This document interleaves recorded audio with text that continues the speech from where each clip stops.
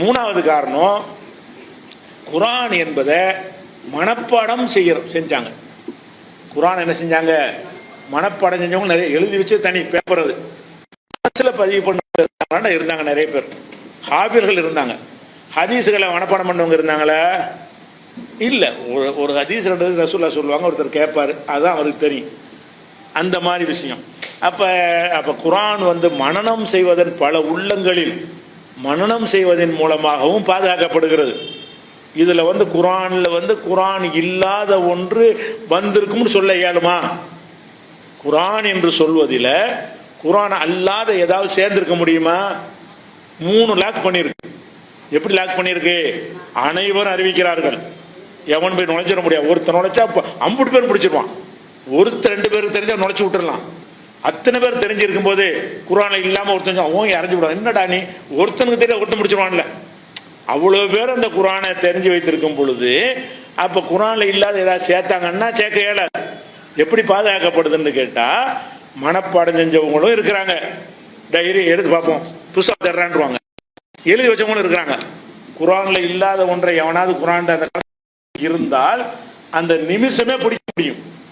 எதை வச்சு பிடிக்க முடியும்? மனப்பாடத்தை வைத்து பிடிக்க முடியும், எழுதி வைத்திருக்கிறதை வைத்து பிடிக்க முடியும்.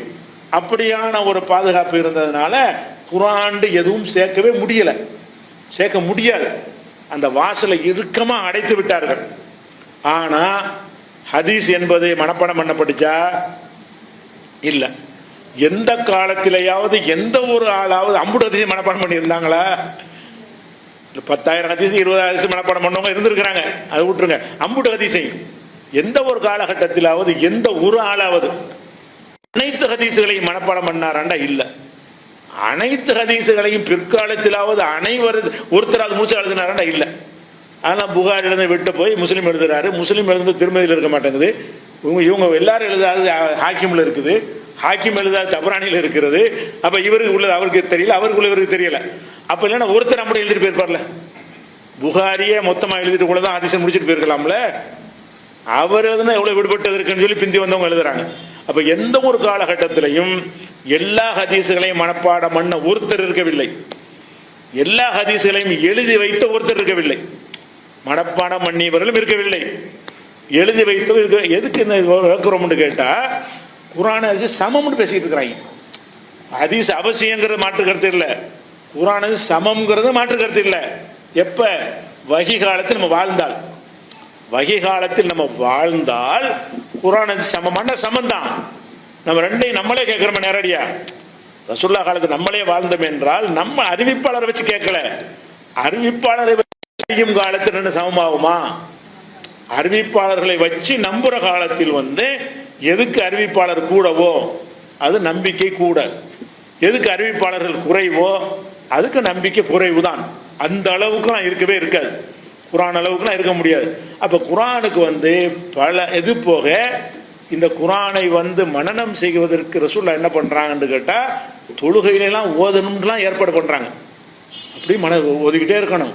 குரானில் தொழுகையில் ஓதணுங்கும் போது அவரவருக்கு முழுசை மனப்பாடம் பண்ணாட்டா கூட, ஒருத்தர் பக்ராவை பண்ணி வச்சிருப்பாரு, அவர் தொழுகையில் பக்ரா ஓதுவார், ஒருத்தர் ஆல இம்ரான் பண்ணி வச்சிருப்பாரு, அவர் அதை ஓதுவார், ஒருத்தர் சூரத்துல் ஃபீல் பண்ணியிருப்பார், அதை அவர் ஓதுவார். அப்படி துண்டு துண்டு ஆளுக்கு நிறைய பேர் இருந்தாங்க. முழு ஹாஃபில்கள் இருந்தால் கூட அவரை செஞ்ச இவர் மொத்தமாக சேர்த்து பார்த்தீங்கன்னா எல்லாம் ஒடியாந்துடும். அப்படிலாம் மனப்பாடம் பண்ணுறதுக்கு உள்ளத்தில் பதிய வச்சுருந்தாங்க. அது இருந்துச்சு ஹதீஸுக்கு. ஹதீஸை மனப்பாடம் பண்ண, ஹதீஸில் அத்தஹியாத்து ஓதுறது இந்த மாதிரி விஷயங்களை உங்களுக்கு சொல்லி தந்தாங்களே தவிர அத்தஹியாத்து மட்டும்தான் நீங்கள் சொல்லலாம். மனப்பாடம் பண்ணி சொன்னாங்கன்னு சொல்வதா இருந்தால் பேசின அம்புட்டையும் மனப்பாடம் பண்ணி வச்சுருந்தாங்களா? இல்லை. நீங்கள் விளங்கிக் கொள்ள வேண்டிய விஷயம் என்னன்னு கேட்டால், அதாவது ஹதீஸ் அவசியம் என்பது டவுட்டு கிடையாது.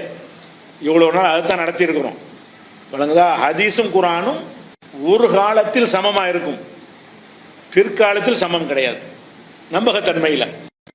ஏன்னு கேட்டால் இதில் நுழைந்திருக்க வாய்ப்பு இருக்கிறது, அதில் எதுவும் ஒரு துரும்பு கூட நுழைய முடியாது.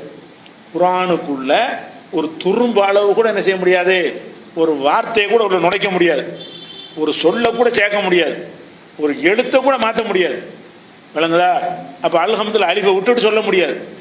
ஆனால் ஹதீஸில் அந்த செக்யூரிட்டி இல்லை பிற்காலத்தில், ரசூலுல்லாஹ் வாழ்ந்த காலத்தில் இல்லை. இதை விலைக்கு